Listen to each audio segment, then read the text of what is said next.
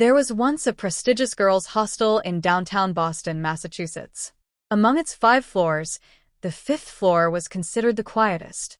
Girls often said it felt oddly cold there, but no one ever paid much attention. 6 months ago, tragedy struck. A girl named Olivia Parker, a bright and cheerful 22-year-old studying literature, died mysteriously in room 505. No one could explain her death. No illness, no injury. She was just found lifeless on her bed one morning. After her death, room 505 was locked and sealed. No one was allowed to enter. Time passed. 6 months later, the hostel slowly returned to normal, but whispers started among the girls. Some claimed they heard sobbing at night from the locked room. Others heard someone calling out names or humming lullabies that Olivia used to sing. It became common to hear footsteps pacing the hallway near room 505, even though it was supposed to be empty. Some brave students started saying, "It's Olivia. Her spirit never left." The hostel warden, Mrs. Catherine Walker, tried to dismiss these rumors, saying the girls were just stressed from studies. But the unease grew stronger. One day, 2 new girls, Emma Johnson and Sophie Bennett, arrived. There was a shortage of rooms, so Mrs. Walker hesitantly offered them room 505, after much persuasion. "It's just a room. Ghosts don't exist." Emma had laughed nervously. "We'll be fine," Sophie agreed, though her voice shook. The first 2 nights were quiet, but by the third night, things started happening.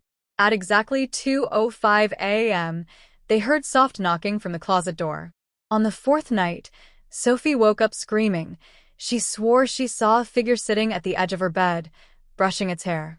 Emma tried to stay brave, but even she heard whispers in the bathroom mirror, her own reflection slightly delayed, as if someone else was mimicking her. By the 6th night, the room grew unbearably cold. Lights flickered.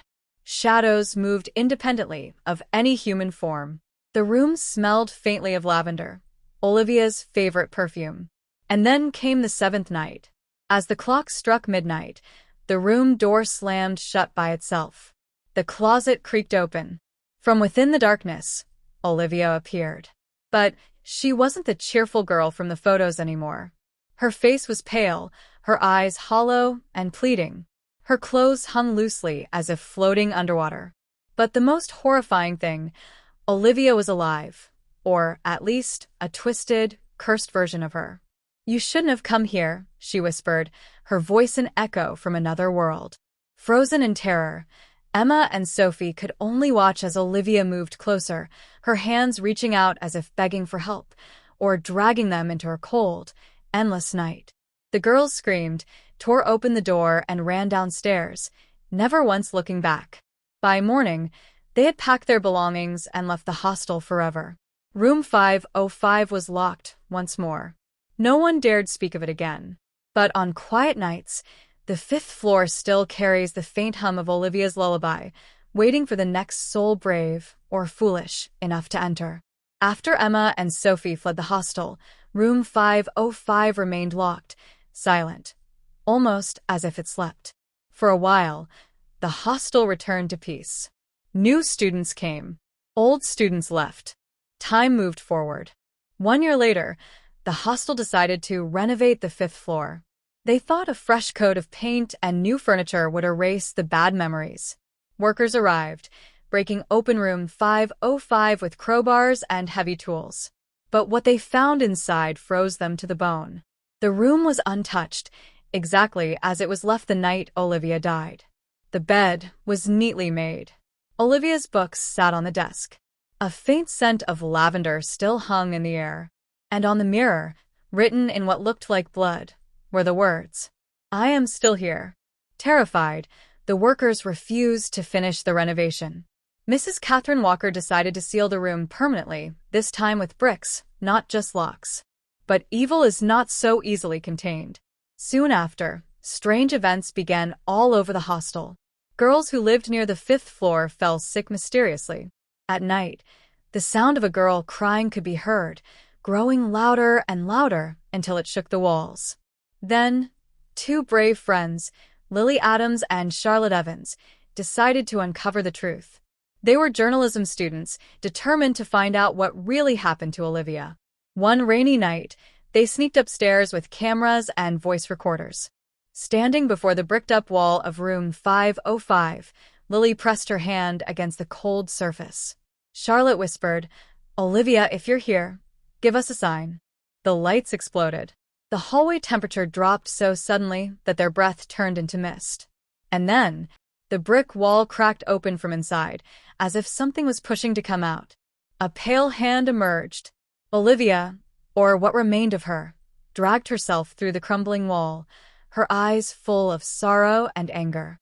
Her voice sounded like 100 whispers at once. "You locked me away, but I was never gone."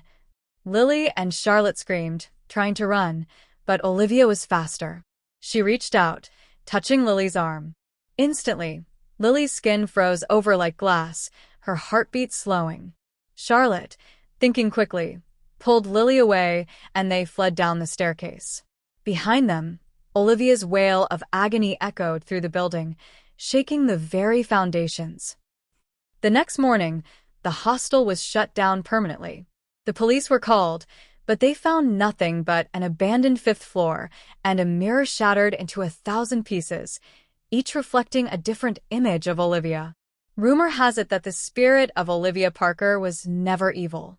She was simply trapped, a soul begging for release, imprisoned by her sudden, unnatural death. No one knows who or what really killed her. And now, the old hostel stands deserted, its windows broken, vines creeping up its walls. But if you stand outside on a quiet night, you might still hear a soft, broken voice from the fifth floor, singing a lullaby that drifts through the cold wind, waiting, watching, and never letting go.